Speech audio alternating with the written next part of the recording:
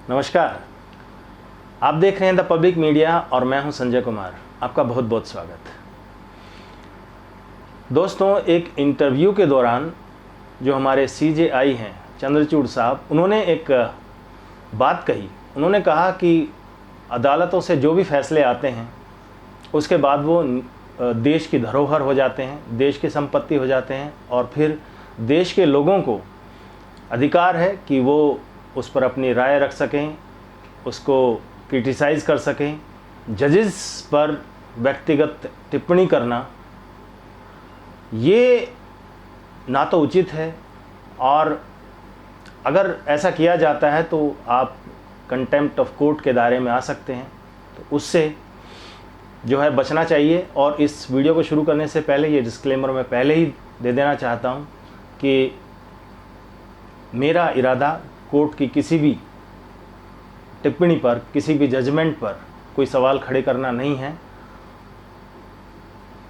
हाँ, इतना ज़रूर है कि जो विचार फैसले आने के बाद आम लोगों के मन में आते हैं, वैसे ही विचार जो है हम लोगों के भी आते हैं, और कई सवाल जो है वो मन में खड़े होते हैं कि किस तरह के फैसले आते हैं और उनका क्या असर जो है समाज पे पड़ सकता है या व्यवस्था पर पड़ सकता है। तो इसी पर्पज़ से कुछ बातें हैं जो एक फ़ैसले के आने के बाद मन में आई और मुझे लगा कि मुझे आपके साथ ये शेयर करना चाहिए। तो आप देखिए, अरविंद केजरीवाल का अभी हाल ही में एक फ़ैसला आया जहाँ से उनको राहत मिली है सुप्रीम कोर्ट से। और इससे पहले भी अरविंद केजरीवाल को राहत मिली है सुप्रीम कोर्ट से। जब आम चुनाव चल रहे थे तो उनको एक राहत दी थी कि वो चुनाव प्रचार में जा सकते हैं। हालांकि जब वो टाइम आया था उसके बाद उन्होंने फिर कोशिश की कि उनको एक्सटेंशन मिल जाए, लेकिन वो बात बन नहीं पाई किसी भी तरीके से, वो दांव चल नहीं पाया और वो उनको जेल जाना पड़ा।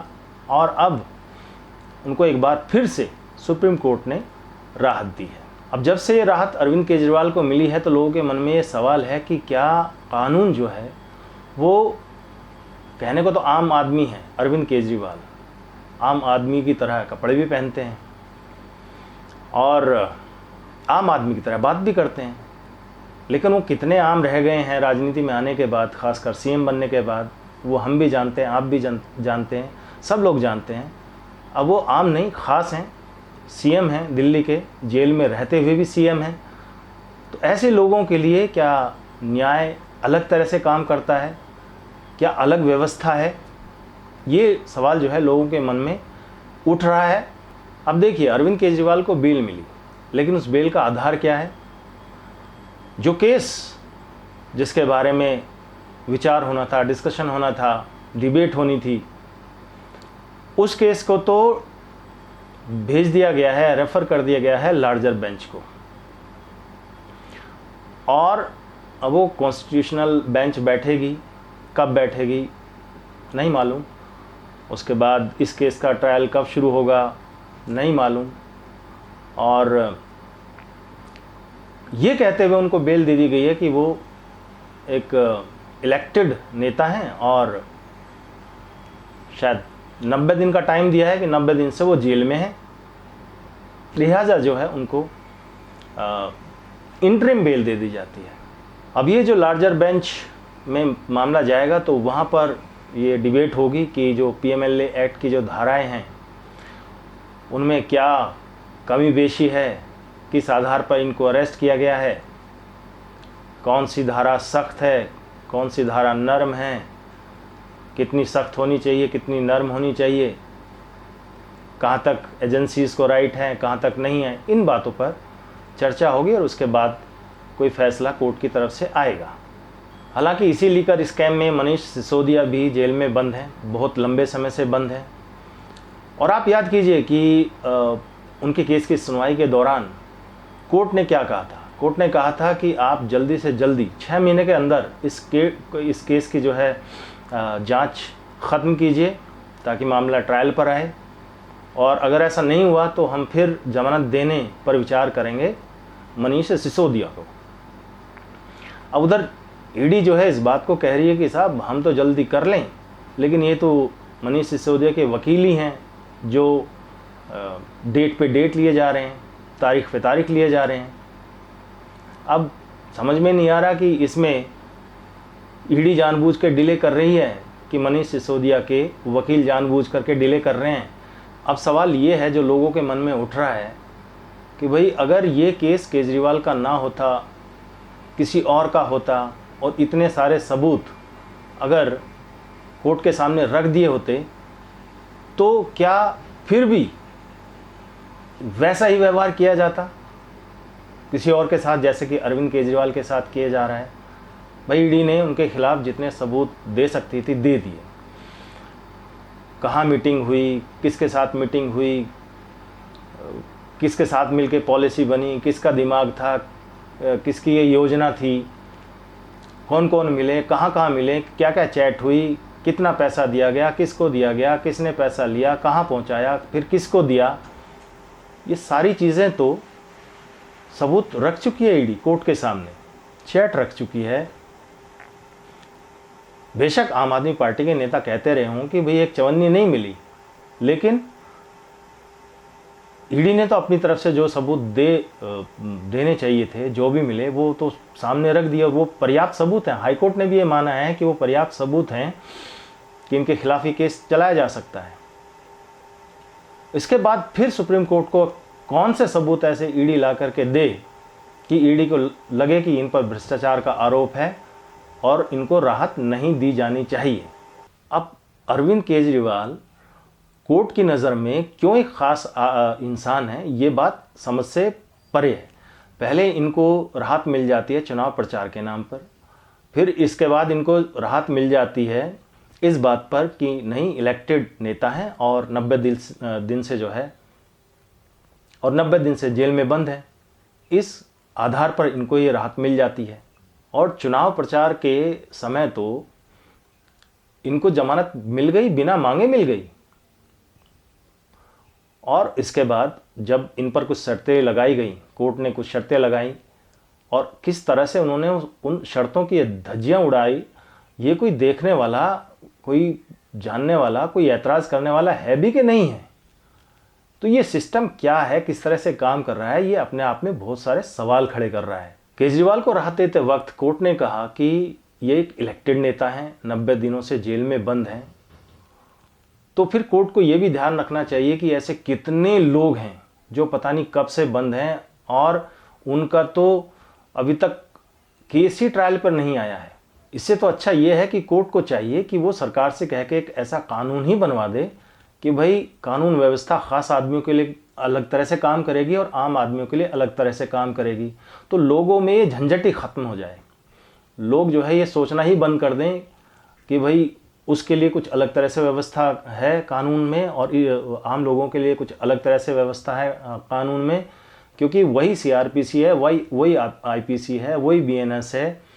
ये ऐसा कैसे हो सकता है कि ख़ास आदमियों के लिए वो अलग तरह से व्यवस्था काम कर रही है और न्याय व्यवस्था जो आम लोग हैं उनके लिए एक अलग तरह से काम कर रही है। अब देखिए, भ्रष्टाचार के आरोपी हैं केजरीवाल, और ये बात लोअर कोर्ट ने मानी है, हाई कोर्ट ने मानी है, सुप्रीम कोर्ट ने मानी है। सुप्रीम कोर्ट ने या किसी भी कोर्ट ने ये नहीं माना है कि उनकी गिरफ्तारी जो है वो इल्लीगल है। केजरीवाल बेशक कहते रहे कि उनकी गिरफ्तारी इल्लीगल हुई है, गैर कानूनी है, उनको फंसाया गया है, वो कहते रहे, लेकिन किसी कोर्ट ने ये नहीं माना है कि उनकी गिरफ्तारी गैर कानूनी है। तो फिर सवाल ये है कि जब कोई गिरफ्तारी गैर कानूनी है ही नहीं तो उनका जेल में रहना, उनकी सफरिंग कैसे हो गया? ये कैसे कोर्ट ने तय कर लिया कि वो जेल में बंद हैं और सफ़र कर रहे हैं? और अगर अरविंद केजरीवाल पर ये मेहरबानी इसलिए हो रही है कि वो एक इलेक्टेड नेता हैं, तो भाई उनका क्या कसूर है जिन्होंने इस्तीफ़ा नहीं दिया? वो तो यही सोचेंगे ना कि भाई इस्तीफ़ा देकर हमने कोई गुनाह कर दिया, क्योंकि वैसा ट्रीटमेंट उनको भी मिल जाता, उनको भी राहत मिलती। मतलब कोर्ट की अजब ही कहानी है। ट्रायल कोर्ट की जज हैं, वो कह देती हैं कि इतने सारे पेज हैं, इनको पढ़ना संभव नहीं है, इनको नहीं पढ़ा जाएगा, और हम बेल दे रहे हैं। और उस जज के खिलाफ इतना गुस्सा लोगों में होता है कि बिना पढ़े कोई कैसे जजमेंट अपना दे सकता है, और उसके बाद उनके खिलाफ कोई एक्शन नहीं लिया जाता। अरविंद केजरीवाल को इंटरिम जो बेल देते हुए, राहत देते हुए जो एक और टिप्पणी की है उस पर भी गौर कीजिए। सुप्रीम कोर्ट कहता है कि ये हम अरविंद केजरीवाल पे छोड़ते हैं कि वो सीएम बने रहना चाहते हैं या नहीं रहना चाहते हैं। टिप्पणी ये भी तो हो सकती थी कि वो उन्हें अपने सीएम पद पर रहना चाहिए कि नहीं रहना चाहिए।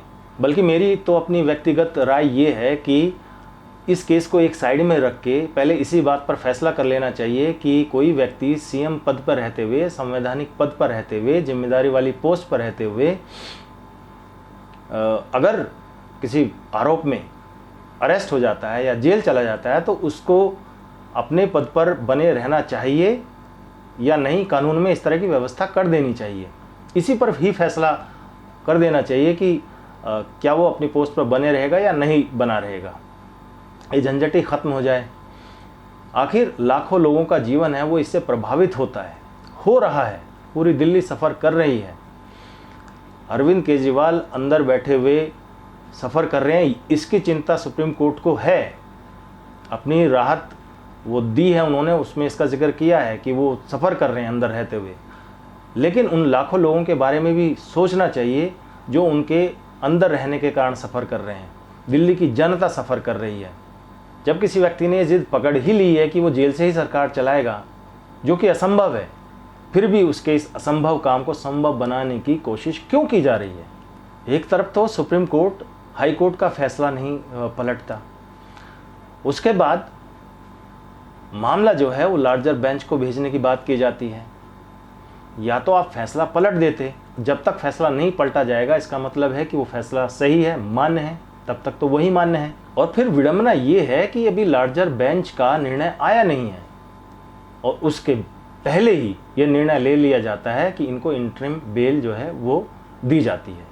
हालांकि सीबीआई के केस में अरविंद केजरीवाल अभी जेल में बंद है, ठीक है, लेकिन पीएमएलए एक्ट जितने सख्त कानून में अगर उनको राहत मिल जाती है तो ये भी मानकर चलिए कि सीबीआई वाले केस में उनके लिए राहत पा लेना और भी आसान रहेगा।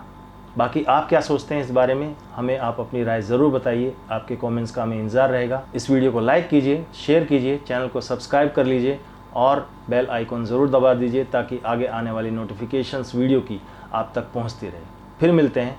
धन्यवाद। जय हिंद। वंदे मातरम।